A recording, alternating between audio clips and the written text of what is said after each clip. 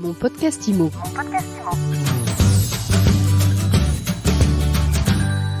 Bonjour et bienvenue dans ce nouvel épisode de mon podcast IMO. On est en live du Rent, c'est la deuxième journée de ce salon, de ces 10 ans du Rent. Et je suis avec Colline Cinquin, fondatrice d'Omedom. Bonjour. Bonjour Ariane. Alors Colline, l'année dernière, tu as remporté le premier PropTech Sweet Ladies Award. Et cette année, tu es là et tu exposes. Oui. Je suis ravie de te recevoir. Comment ça va ?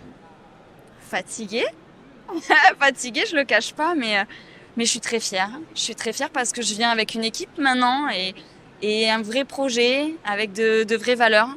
Et il a fallu 1 an pour tout construire. C'est pas fini. C'est une autre étape et encore une autre. En fait, ça finit jamais. Donc c'est une aventure que je partage avec toute l'équipe. Alors nous, on a eu un coup de cœur pour toi l'année dernière avec une histoire très touchante, un beau projet. Tu nous rappelles un petit peu pourquoi tu as lancé Omedom et puis où est-ce que tu en es 1 an après ? Ouais, ça marche. Donc Omedom, c'est une application qui s'adresse à tous les propriétaires, qui permet de rassembler tous les biens immobiliers, que ce soit de la résidence principale, la résidence secondaire, mais aussi des biens en location, qui permet de connecter les comptes bancaires et centraliser les documents. Tout ça pour avoir une vision en temps réel de la trésorerie sur l'ensemble de son patrimoine. En fait, avec cette application, je voulais redonner le pouvoir à ma mère, ou en tout cas qu'elle garde le contrôle sur les biens de famille, dans un souci de transmission avec nous, ses filles. Et donc, Omedom est né dans ce contexte-là pour pouvoir faire perdurer les traditions et ce sentiment de transmettre les biens de famille. Et donc, il fallait retirer les tableurs Excel et essayer de mettre un peu de liant dans les secteurs de l'immobilier qui sont encore assez cloisonnés. Alors cette année, elle a été assez incroyable vue de l'extérieur pour toi. Oui, mais après, j'évolue en même temps que le projet.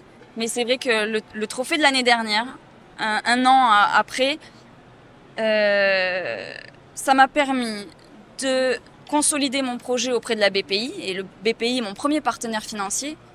Puis ensuite de faire rentrer des business angels dans mon projet, ce qui m'a permis de recruter 7 collaborateurs pour un objectif d'internaliser le code source de mon appli et avoir la maîtrise de ce que je fais, mais aussi une équipe marketing et de communication. Donc j'ai une équipe maintenant avec moi.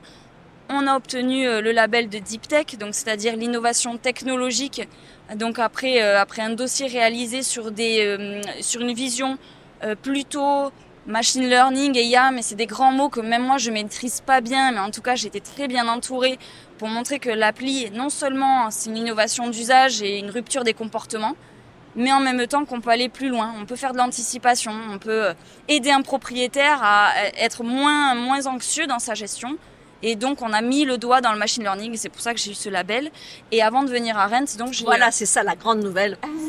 Je vous laisse l'annoncer, je te laisse l'annoncer. Donc, il y avait un concours qui s'appelle EU Business Award qui récompense la French CEO.